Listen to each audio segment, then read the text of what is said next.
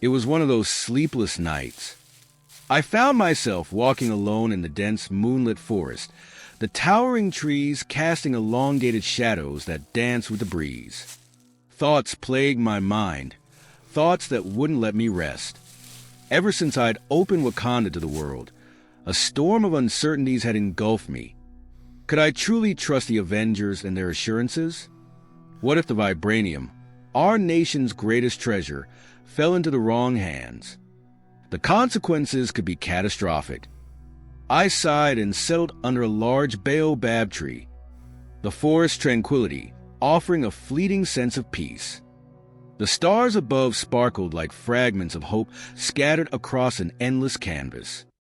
Yet, my thoughts remained dark, tangled like the roots beneath me. As I stared into the distance, the sharp roar of a lion pierced the silence, echoing through the woods. That sound wasn't unusual here, but what followed made my heart race. A deep, guttural growl, unlike anything I'd ever heard, rumbled through the trees. It was something primal, something otherworldly. The lion's roars turned into snarls and then silence. My instincts kicked in, and I rose to my feet, moving silently toward the source of the disturbance. My heart pounded, not with fear, but with the anticipation of the unknown.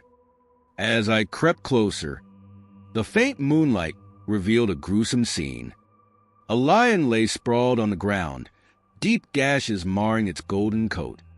Blood stained the leaves around it, and yet there was no sign of another predator. I scanned the area, every sense on high alert, and then I saw it. A figure moved in the shadows, almost blending with the darkness. It was tall, humanoid, but its movements were unnervingly fluid. When it stepped into a shaft of moonlight, I froze. Its armor shimmered with an alien sheen, and its helmet bore an angular, menacing design. Weapons were strapped across its body, too advanced to belong to any technology one knew of. My breath caught in my throat. This wasn't human. A chilling thought struck me. Was this creature here for our vibranium? Was it a scout for something far worse? I couldn't risk letting it slip away. My decision was made. Without hesitation, I launched myself at the creature, claws extended, landing with precision and force. The fight began.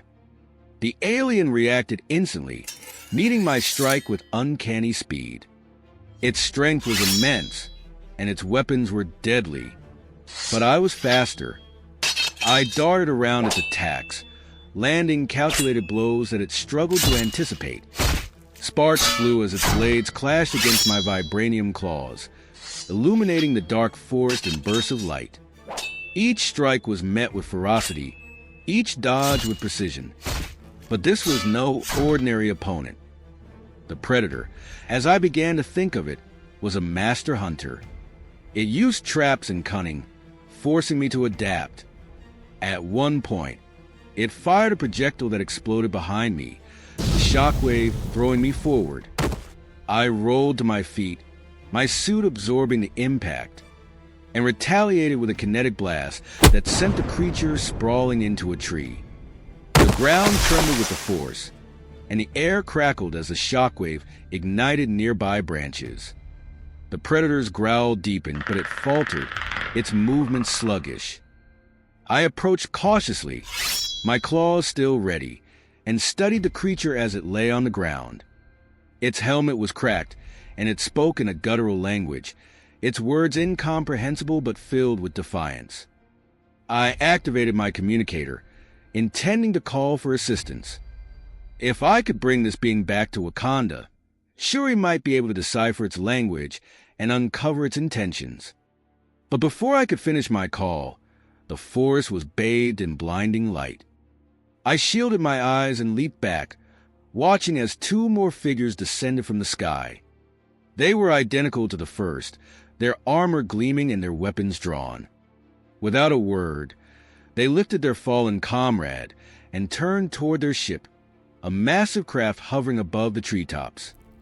The light intensified, and in an instant, They were gone, leaving nothing but scorched earth where their ship had been.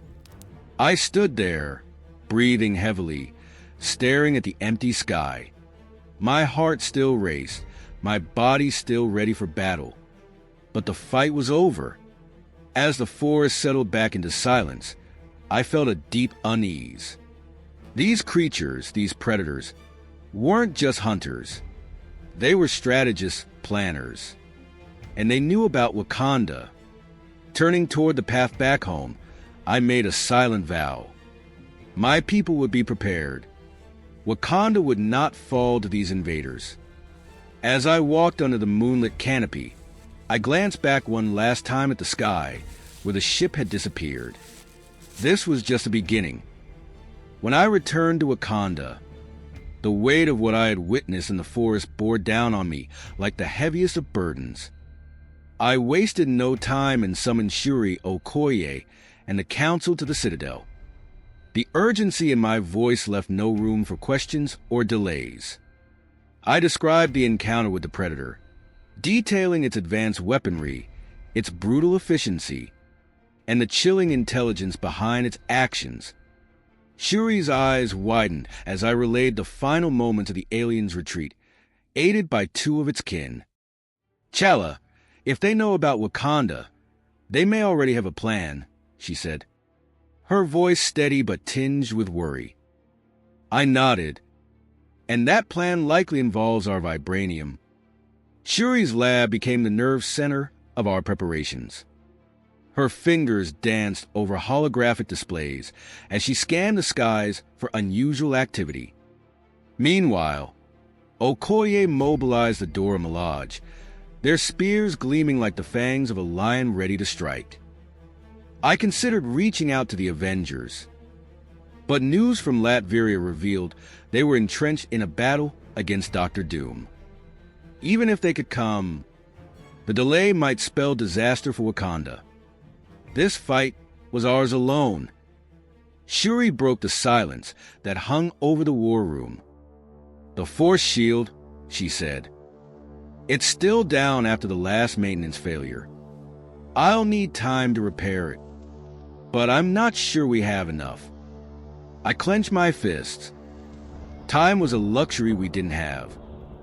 I issued orders to move civilians to the underground shelters, ensuring their safety while the warriors prepared for battle. Every able-bodied soldier took their post, their faces grim but determined. And then, as midnight approached, the sky above Wakanda erupted in chaos. The first wave came silently.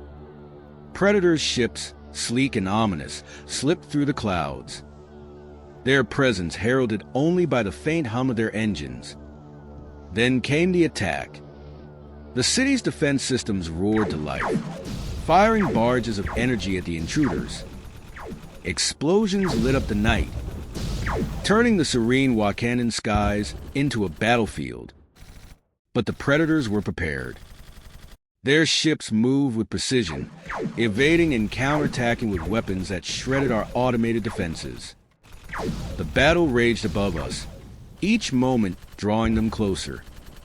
When the final defense turret fell, silence swept through the city. The next phase of the invasion had begun. From the ships descended hordes of predator warriors. Their guttural growls echoed through the streets as they began their assault, using weapons that combined brutality with technological sophistication.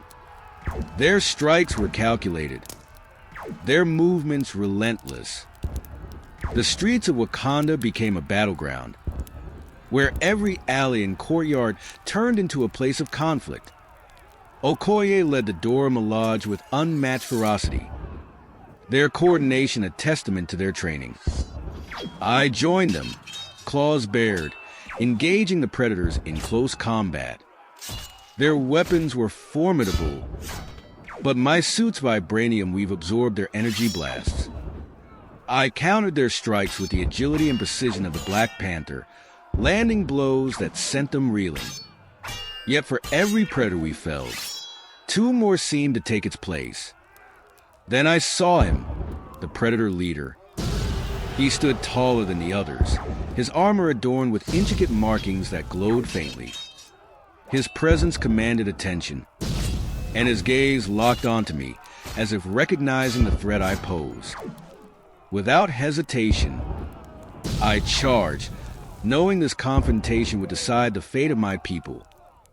We clashed with a ferocity that shook the ground beneath us.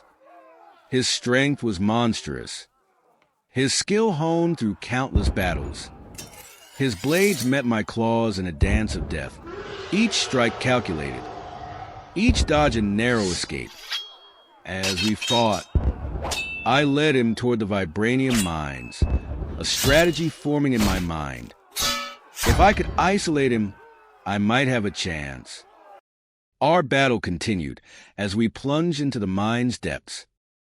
The air was heavy with the metallic tang of vibranium, and the faint glow from the ore cast eerie shadows on the walls. Every strike echoed through the cavern, each one more desperate than the last. I exploited the terrain, using the mine's narrow passages to limit his movements. Finally, I saw an opening. I struck with all my strength, sending him to his knees. But he was not finished. With a roar, he lunged, and we tumbled deeper into the mine. We landed hard, the impact dislodging chunks of vibranium that fell around us like a metallic rain. Both of us struggled to our feet, battered but unbroken. The final phase of our battle was brutal. He used every weapon at his disposal, and I countered with the cunning and tenacity of my ancestors. With a surge of adrenaline, I launched a series of strikes that overwhelmed him. He faltered, dropping to one knee. Seizing the moment, I delivered a devastating blow, sending him sprawling to the ground. Above us, the battle had reached its climax. The Wakandan warriors had rallied, their spirits lifted by the sight of their king's victory. The predators, seeing their leader defeated, began to retreat. Their ships descended, collecting their wounded and departing as swiftly as they had arrived. When I emerged from the mine, battered but victorious, a cheer erupted from the warriors. "Wakanda forever," they cried, their voices a thunderous declaration of resilience. As the last of the predator ships disappeared into the night sky, I knew this was only a temporary reprieve. The predators would not forget their defeat. They would adapt, evolve, and return stronger. But so would we. Wakanda would stand ready, as it always had. For now, the city celebrated, but in my heart, I made a silent vow. Whatever came next, I would defend Wakanda with everything I had. The legacy of the Black Panther demanded no less.